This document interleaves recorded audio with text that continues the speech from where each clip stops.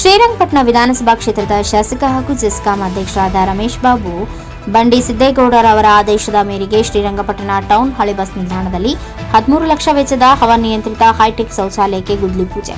ಮೈಸೂರಿನ ಮಹಾವೀರ ಕಲ್ಯಾಣ ಸಂಸ್ಥೆಯ ಪ್ರಾಯೋಜಕತ್ವದಲ್ಲಿ ಸುಮಾರು 13 ಲಕ್ಷ ರೂಪಾಯಿ ವೆಚ್ಚದಲ್ಲಿ ಶ್ರೀರಂಗಪಟ್ಟಣದ ಪುರಸಭೆಯ 14ನೇ ವಾರ್ಡ್ನಲ್ಲಿ ಇಂದು ಪುರಸಭೆ ವ್ಯಾಪ್ತಿಯ ಮೊದಲ ಹವಾನಿಯಂತ್ರಿತ ಶೌಚಾಲಯಗಳನ್ನು ನಿರ್ಮಿಸಲು ಬಸ್ ನಿಲ್ದಾಣದಲ್ಲಿ ಗುದ್ದಲಿ ಪೂಜೆ ನೆರವೇರಿಸಲಾಯಿತು. ಈ ಸಂದರ್ಭದಲ್ಲಿ ಶ್ರೀರಂಗಪಟ್ಟಣ ಪುರಸಭೆ ಮುಖ್ಯಾಧಿಕಾರಿ ಎಂ ರಾಜಣ್ಣ, ಕರ್ನಾಟಕ ಸರ್ಕಾರದ ಗ್ಯಾರಂಟಿ ಯೋಜನೆಗಳ ಶ್ರೀರಂಗಪಟ್ಟಣ ತಾಲೂಕು ಅಧ್ಯಕ್ಷರು ಹಾಗೂ ಪುರಸಭಾ ಸದಸ್ಯರಾದ ಎಂಎಲ್ ದಿನೇಶ್, ಪುರಸಭಾ ಸದಸ್ಯರಾದ ವಸಂತ ಕುಮಾರಿ, ಲೋಕೇಶ್, ದಯಾನಂದ್, ಮಂಡ್ಯ ಜಿಲ್ಲಾ ಗ್ಯಾರಂಟಿ ಯೋಜನೆ ಸದಸ್ಯರಾದ ಅನ್ಸರ್, ಶ್ರೀರಂಗಪಟ್ಟಣ ಟೌನ್ ಕಾಂಗ್ರೆಸ್ ಕಾರ್ಯಾಧ್ಯಕ್ಷರಾದ ಲೋಕೇಶ್ ಹಾಗೂ ಮಹಾವೀರ ಜೈನ ಕಲ್ಯಾಣ ಸಂಸ್ಥೆ ಶಂಭೂ ಸಿಂಗ್ ಹಾಗೂ ಇತರರು ಉಪಸ್ಥಿತರಿದ್ದರು.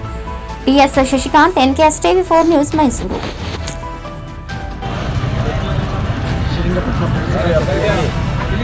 ಮಹಾವೀರ ಕಲ್ಯಾಣ ಸಂಸ್ಥೆ ವತಿಯಿಂದ ಎಸಿ ಒಳಗೊಂಡಂತೆ ಶೌಚಾಲಯವನ್ನು ಜನರಿಗೆ ಅನುಕೂಲವಾಗುವ ರೀತಿಯಲ್ಲಿ ಸ್ವತಃ ಸಂಸ್ಥೆಯವರೇ ಮಾಡ್ತಾ ಇದ್ದಾರೆ. 12 ಲಕ್ಷ ವೆಚ್ಚದಲ್ಲಿ ಈ ಒಂದು ಕಾಮಗಾರಿ ಪ್ರಾರಂಭ ಆಗುತ್ತೆ. ಇದಕ್ಕೆ ಪುರಸಭೆ ವತಿಯಿಂದ ಜಾಗ ನೀಡಿ ಸಾರ್ವಜನಿಕರಿಗೆ ಮೂಲಭೂತ ಸೌಕರ್ಯವಾದ ಶೌಚಾಲಯವನ್ನು ಕಟ್ಟಲಿಕ್ಕೆ ನಾವು ಅನುಕೂಲ ಮಾಡ್ತೀವಿ. ಇದು ನಿರ್ವಹಣೆ ಯಾರು ಮಾಡ್ತಾರೆ ಸರ್? ಅದು ನಿರ್ವಹಣೆ ಅವರೇ.